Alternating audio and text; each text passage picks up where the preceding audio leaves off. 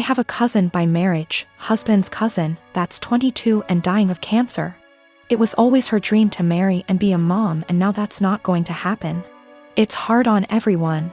She has a much older fiancé, 30 years, and they had a symbolic wedding so she could have the experience.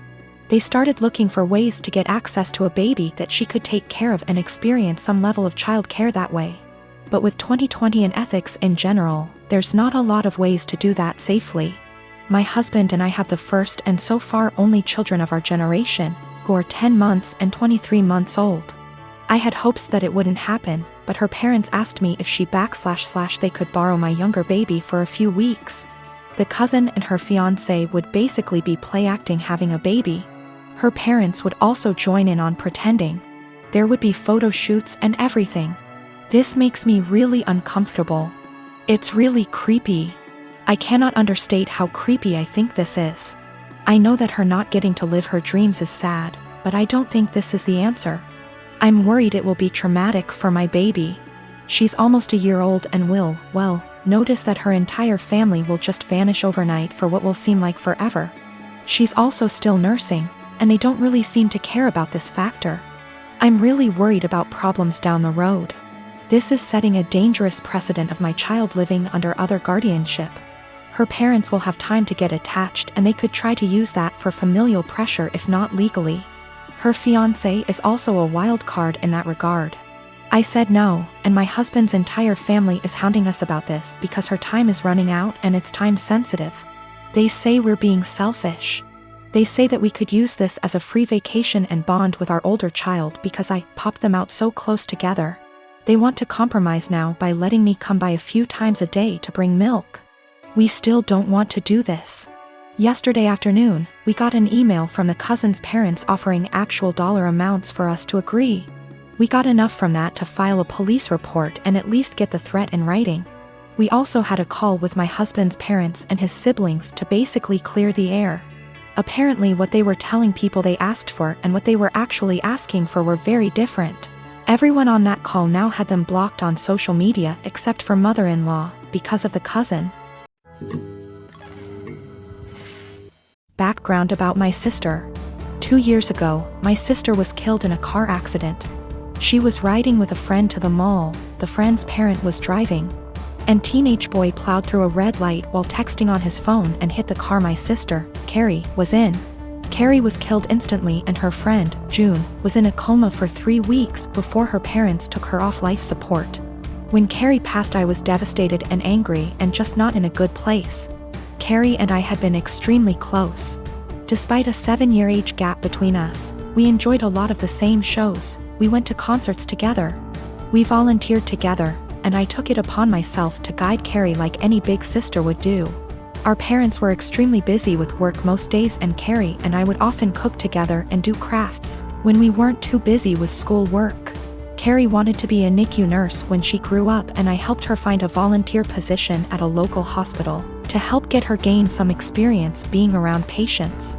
In short, Carrie was my sister and best friend, and when she passed, I was a mess. The last craft Carrie and I made together was a set of candles. We bought the wax at a local craft store, and we both made each other a candle and decorated the jar it was in. That was the day before she was killed. At her funeral, Carrie was buried with the candle I made her. The candle Carrie made me sits on my desk next to my favorite picture of her and I together at the beach. Or it did, until last week. Background about my boyfriend. I met my boyfriend about 1.5 years ago, about 6 months after Carrie passed. I wasn't looking for a relationship, I was still grieving my sister's death. But Eugene came along and it was love at first sight. He was extremely supportive, let me cry on him when I needed to, didn't push me into getting over grieving or anything. He was extremely gentleman about everything and very, very patient. After 6 months of seeing each other pretty regularly, we made it official. Eugene came into my life at a very low point, and he has always been very respectful of sentiments I keep for my sister. Never asking me to take them down, always giving me space when I needed to cry. Eugene, along with most, if not all, of my friends and family know about Carrie's candle.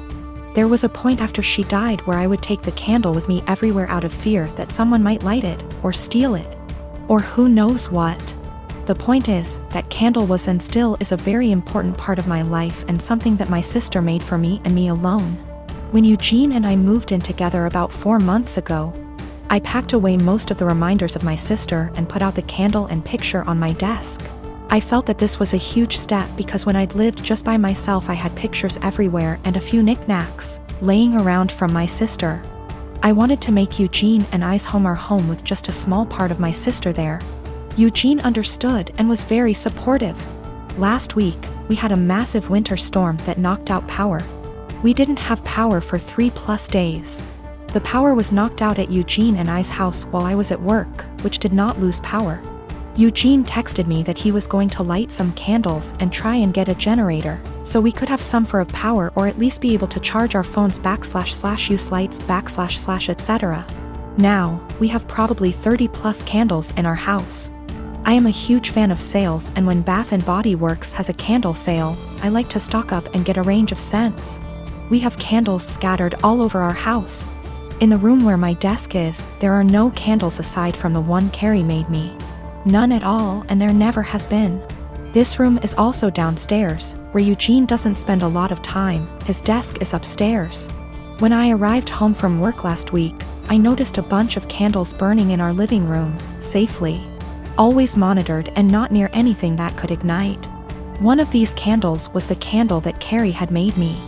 I burst into tears, and when Eugene heard me crying he came out from the bedroom, where he was lighting more candles, and asked what was wrong. I was a wreck and couldn't get any words out. When he tried to calm me down, I shoved past him and locked myself in the room where my desk was and just cried. I don't know how he could be so stupid. He knew, and I thought he understood how sentimental the candle was and how much I cherished having a candle that my now deceased sister had spent time making with me just a day before she was killed. I haven't been able to speak to Eugene since it happened, Tuesday of last week. He has tried to explain why he did it, because he needed candles to be able to see, but I just can't wrap my head around it. He hadn't gotten into the large candle stash I have upstairs right by the living room where Carrie's candle was, but went downstairs, out of the way to grab the most sentimental, cherished item I have. The candle was burning most of the day while I was at work and is now melted and pretty much gone. I do still have the jar it was in, but I can't look at it without bursting into tears. Eugene says it was an accident, but I just don't believe that. He said he was getting around to lighting the candle surplus we have upstairs, but just hadn't gotten there yet.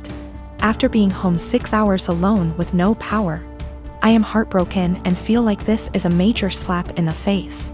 I feel disrespected. I feel like he disrespected my sister. I just don't know what to do. I don't feel like I can forgive him for this. My wife and I bought a 4-bedroom house in PA that my son lives in. Our son went to college in PA and wanted to stay in the area, so we bought the house as a second home. We live in NJ and commute into Manhattan for work. We figured that he would have a place to live and we could visit every so often and spend some quality time together. We pay the taxes and services / maintenance on the house. Our son pays for his groceries and the house utilities. All was going well for a few years. Our son meets a girl and they get serious. We met her and she seems nice enough. They announce their engagement and she moves into the house with our son.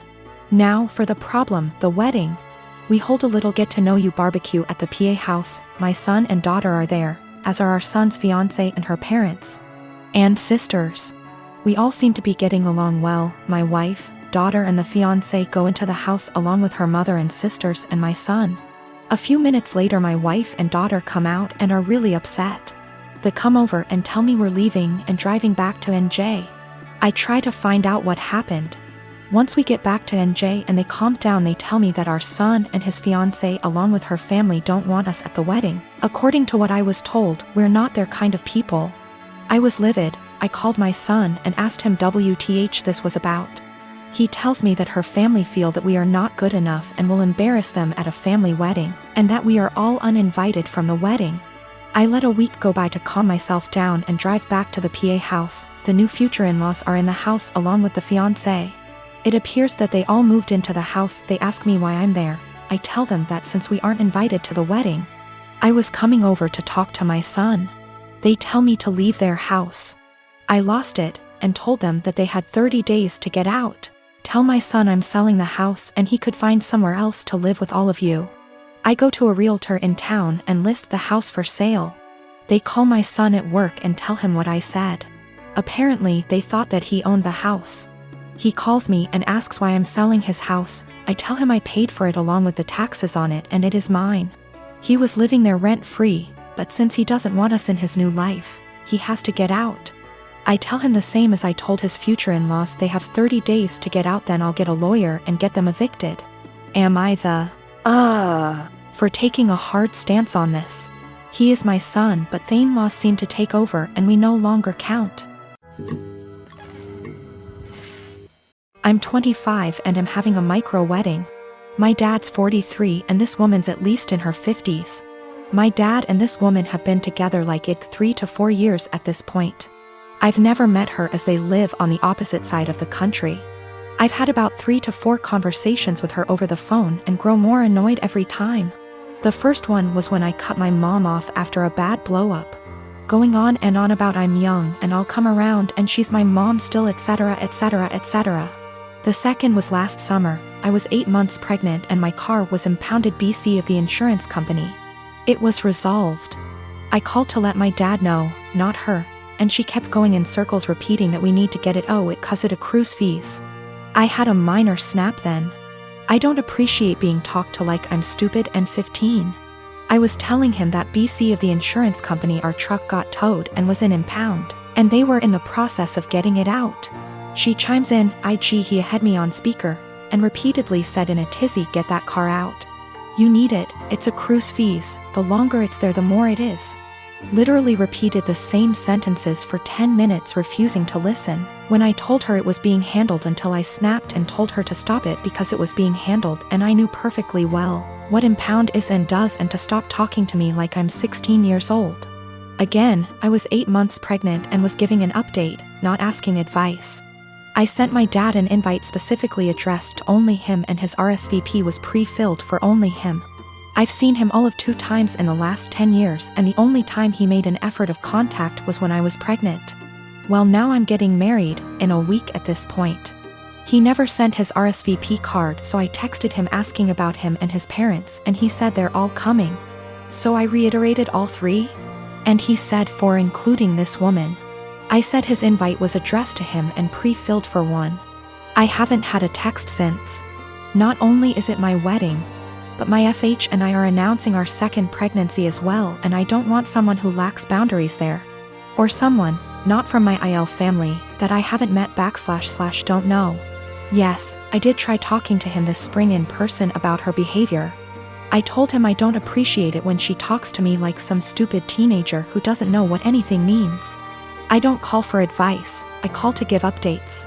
I didn't need or appreciate the consistent repeating of information I had made clear I already knew. He told me she's just motherly and I told him that's great for her. But I'm not her child, I'm not her friend, and I don't need another mother. I have 3 and didn't need another one. I'll be sending a message tomorrow asking if he's coming or not, and if he won't go without her that's fine. Just don't come at all, and I'll send a Zoom link that ends promptly after the ceremony. It's my wedding and I just don't want her there. If he doesn't want to go without her that's fine, I'll send a link to the stream for those who couldn't be there.